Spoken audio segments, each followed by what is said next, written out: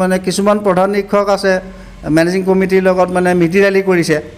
মানে পইচাটো 50-50 কৰে ল'ৰা ছোৱালীক তেনেকৈ বস্তু পাতি দিবলৈ মানে ইচ্ছা নকৰে এতিয়াতো গোলাঘাটৰ বিদ্যালয়সমূহত মধ্যাহ্ন ভোজনৰ ধনৰ ব্যাপক কেলেংকাৰী কণ ছাত্ৰ ছাত্ৰীৰ মধ্যাহ্ন ভোজনৰ বাবে চৰকাৰে যোগান ধৰা পুঁজি উদৰস্ত কৰিছে বিদ্যালয়ৰ প্ৰধান শিক্ষক আৰু পৰিচালনা সমিতিৰ সভাপতিয়ে লাভ কৰা নাই ছাত্ৰ ছাত্ৰীয়ে এনে গুৰুতৰ অভিযোগ উত্থাপন কৰিলে স্বয়ং বিদ্যালয়ৰ ভাৰপ্ৰাপ্ত এগৰাকী প্ৰধান শিক্ষকে ৰাজ্যখনতে মধ্যাহ্ন ভোজনৰ বৃহৎ কেলেংকাৰী সংঘটিত হোৱা বুলি প্ৰকাশ কৰি দাবী কৰিলে উপযুক্ত তদন্তৰো গোলাঘাটত মানে ধৰি লওক এইটো ক্ষেত্ৰত যদি আমাৰ জিলা শিক্ষা বিষয়া আছে আমাৰ মাননীয় আমাৰ উপায়ুক্ত ছাৰ আছে মানে যদি এইটোৰ ওপৰত যদি এটা মানে তদন্ত কৰে কিন্তু মানে বহুত মানে ধৰি লওক ইয়াৰ ফাটিল হৈ যাব তাৰমানে এইটোতো গোটেই অসমত হৈ আছে স্কুলবিলাকত গোলাঘাটৰ বহুত টাউনৰ স্কুলে মিড ডে মিল বিতৰণ কৰা নাইকিয়া সব ডাঙৰ কেলেংকাৰী হৈছে তদন্ত কৰক গোটেই বস্তুটোৰ ওপৰত মোৰখনো তদন্ত হওক মই মিড ডে মিল ঠিক কৰি মানে একচুৱেলি হৈছে কি পাছবুকত পইচাটো জমা হৈ থাকে বস্তুটো গভৰ্ণমেণ্টে জমা দি দিয়ে আৰু মেনেজিং কমিটিৰ প্ৰেচিডেণ্ট আৰু স্কুলৰ প্ৰধান শিক্ষক আৰু মানে তেওঁলোকে মানে চহী কৰিব চেকত আৰু পইচাটো দুইজনে উলিয়াই পেলাই বজাৰখিনি কৰিব লাগে কিন্তু মানে কথা হৈছে কি যে ইয়াত মানে ধৰি লওক মানে কিছুমান প্ৰধান শিক্ষক আছে মেনেজিং কমিটিৰ লগত মানে মিটি ৰেলি কৰিছে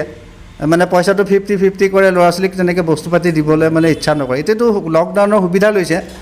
স্কুলবিলাক বন্ধ আছে ল'ৰা ছোৱালী নাহে ধৰি লওক কিন্তু এনেই মানে ধৰি লওক তেওঁলোকে মানে সেইবোৰ দিছে বুলি দেখাতে ফটো কোনো নুতুলে এইটো তদন্ত কৰিলে মানে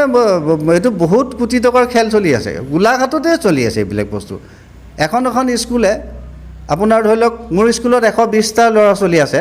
মোৰ মিড ডে মিলটো চলাবলৈ মানে মাহত মোক প্ৰায় 15-16 হাজাৰমান টকা লাগে গতিকে য'ত 400-500 ষ্টুডেণ্ট আছে তেওঁলোকৰ মাহত আপোনাৰ প্ৰায়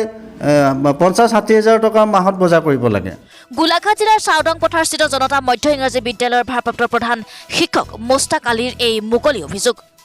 আজি তেওঁ নিজা বিদ্যালয়ৰ ছাত্ৰ ছাত্ৰীসকলৰ মাজত মধ্যাহ্ন ভোজনৰ দাইল আলু মিঠাতেল কণী আদি খাদ্য সামগ্ৰী বিতৰণ কৰি এনেদৰে সৰব হৈ পৰে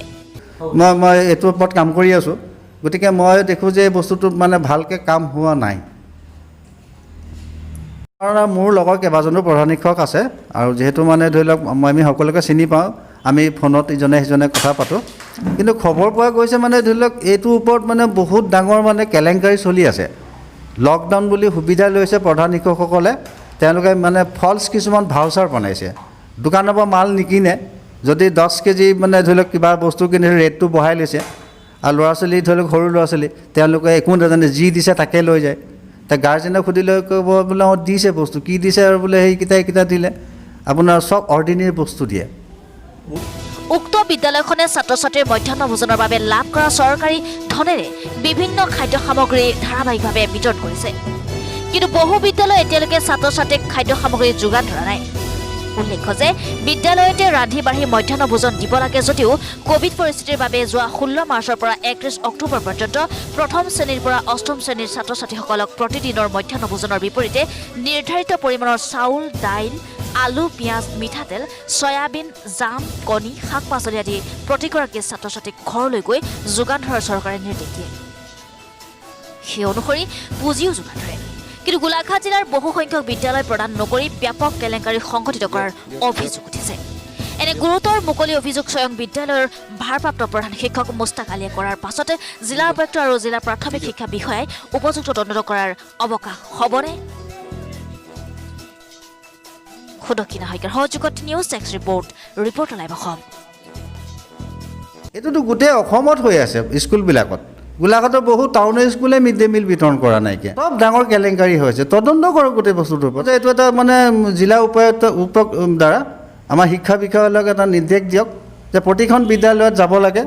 আৰু এইটোৰ ওপৰত এটা তদন্ত হ'ব লাগে